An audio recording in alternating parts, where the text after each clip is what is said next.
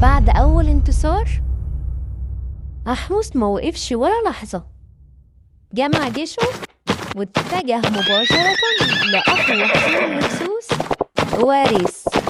الحصن كان محصن، والهكسوس كانوا فاكرين إن محدش هيقدر يقتحمه، لكن أحمس ضربهم ضربة ورا ضربة لحد ما بوابات أواريس اتفتحت قدامه. الهكسوس اتخضوا وهربوا على شمال سيناء ومنها لفلسطين، بس أحمس مسابهمش وجري وراهم لحد آخر نقطة وقال جملته المشهورة: يا إما مصر تتحرر يا إما نموت في الطريق. وبعد مطاردة طويلة وقع آخر قائد من الهكسوس. كده مصر رجعت حرة لأول مرة بعد سنين الجول.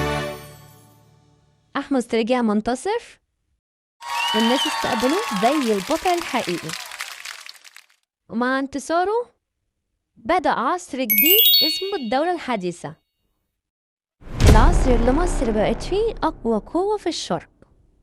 قولولي في الكومنتات تحبوا السلسلة الجاية عن مين، وما تنسوش المتابعة.